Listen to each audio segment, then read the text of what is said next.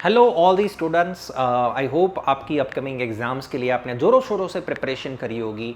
So without wasting the time let me cover up the whole content. हमारा idea इस video का कि we want to help you with the last minute things to take care. क्या क्या चीज़ें आपको ध्यान रखनी है इन द लास्ट मोमेंट. आप लास्ट 2-3 दिन के दौरान में तो बहुत ज़्यादा इस चीज़ का ख्याल रखना है. फर्स्ट लास्ट के 2-3 दिनों के अंदर आपको बहुत ज़्यादा किसी से बात नहीं करनी है. फर्स्ट थिंग, जो आप पूछते हो ना, मेरा इतना हुआ तेरा कितना हुआ, मेरे को ये है वो है, सो प्लीज़ और लास्ट के 2-3 दिनों के लिए आप ऐसा कोई किसी के साथ बात ना करिए. खास करके इसकी तो बात ना ही करिए कि तेरा कितना कंप्लीशन हुआ. सेकंड, प्लीज़ मॉक एग्ज़ाम मत दीजिए.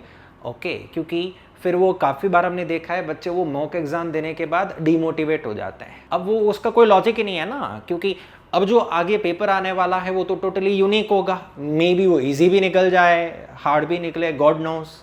ठीक है, तो एंड मोमेंट में कोई मॉक ना दीजिए. अगर ऐसा ही है आपको कि सर मैंने कभी प्रैक्टिस ही नहीं करी है, ठीक है, तो प्रैक्टिस पर्पस के लिए मॉक दीजिए. ज़रूरी नहीं है कि उसका आपको मार्किंग एवेल्युएशन होवे, अदरवाइज खामखा डिमोटिवेट हो जाएंगे बच्चे. अब थोड़े रूटीन चीज़ पे आ जाते हैं कि सर जाहिर सी बात है नींद पूरी करिए. मैं अपने एक्सपीरियंस से बता रहा हूँ, एंड मोमेंट में कितना भी आप रात भर जगोगे ना, एग्ज़ाम में कुछ नया ही आने वाला है. लिटरली ACCA के एग्ज़ाम को हम सब जानते हैं, एक्चुअल एग्ज़ाम, फाइनल एग्ज़ाम में क्या नया आएगा किसी को नहीं पता. तो ये जो रात भर जागोगे और ऐसा आशा रखोगे कि मैं जो रात में या पूरे दिन बैठ के जो पढ़ाई कर रहा हूँ उसी में से एग्ज़ाम में आएगा, वो थोड़ा सा रिस्की है, या तो बोले वो उसकी प्रोबेबिलिटी बहुत कम है. बिकॉज ACCA के हर एक क्वेश्चन, हर एक MCQ एकदम से यूनिक होगा कि जो आपको सोचने पे मजबूर करेगा. तो अब सोचो, अच्छे से नींद लेके रखिए. आपका माइंड अगर चालू है तो आपका एग्जामिनेशंस के अंदर दिमाग दौड़ेगा और खुद से कुछ आंसर कर पाओगे. तो please take a enough sleep और एक्सेप्ट कर लीजिए इस बात को कि ACCA की एक्चुअल एग्ज़ाम कुछ यूनिक आने वाली है. It is not a memory game. अगर कोई एग्ज़ाम मेमोरी के लिए ली जा रही है ना, usually Indian exams are being taken to check your memory. अब वो जो मेमोरी टेस्ट होती है उसमें आप रात भर जागो और रात को रट्टा मारो, क्योंकि आपकी मेमोरी टेस्ट हो रही है. जितना ज़्यादा आप गुजा भरोगे अंदर, उसका एग्ज़ाम में बेनिफिट होगा. वेल ACCA में तो ऐसा कुछ नहीं है. रात भर जागने की कोई ज़रूरत नहीं है. जो अभी तक के कॉन्सेप्ट्स आपके क्लियर हो गए और अभी तक की जितनी आपने प्रैक्टिस करी होगी वो सब कुछ वहाँ पे काम आएंगी. बस अगर आपने हैंड रिटन नोट्स बनाया है तो सिर्फ उसका रिवीजन करिए. अगर नहीं बनाया है तो कोई ट्यूटर की रिवीजन नोट्स वगैरह का आप रिवीजन कर लीजिए. नॉर्मल पढ़िए आप अपनी रिवीजन नोट्स में से, बिकॉज टाइम कम है.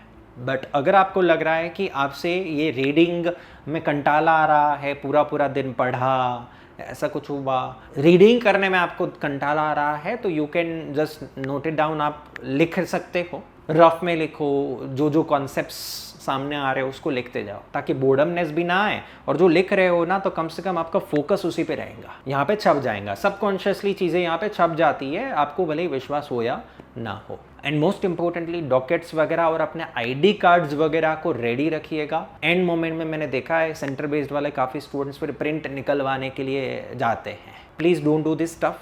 Well in advance docket, ID proof वगैरह सब कुछ रेडी रखिए. कैलकुलेटर रखिए अपने पास में. और आने जाने का, अगर आप सेंटर दूर है आपका, तो आने जाने का वेल इन एडवांस प्लान कर लीजिए. वहाँ पे रिस्क नहीं ले सकते.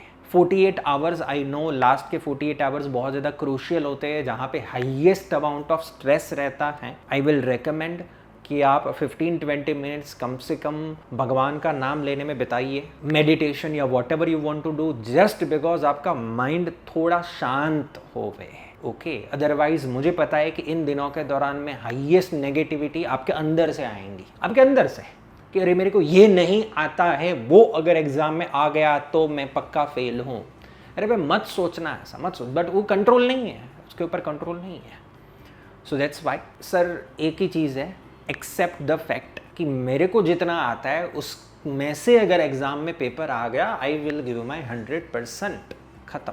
इस 48 आवर्स के दौरान में सर आप फूड इंटेक में भी ख्याल रखिए. अदरवाइज़ अक्सर काफ़ी बार ऐसा होता है कि एग्ज़ाम के जस्ट अगले दिन कुछ हैवी खा लिया है तो पेट में गड़बड़ वगैरह रहती है, या तो वहाँ पे फिर कंफर्टेबल नहीं महसूस करते हैं, पानी ज़्यादा पीजिए। एंड क्योंकि जितना ज़्यादा आप पानी पियोगे उतना ज़्यादा आपके अंदर एनर्जी और आप क्या बोलोगे, वो कंटाला फील नहीं आएगा, बोर्डमनेस नहीं आएगी, नींद थोड़ी पढ़ते पढ़ते कम आएंगी। सो जस्ट यही था पर्पज़ हमारे इस वीडियो का कि कोई भी तरीके का स्ट्रेस ना लीजिए। काफ़ी बार it's all about what you did in the past, कितनी प्रिपरेशन करी है वही है बस एग्ज़ाम का रिजल्ट।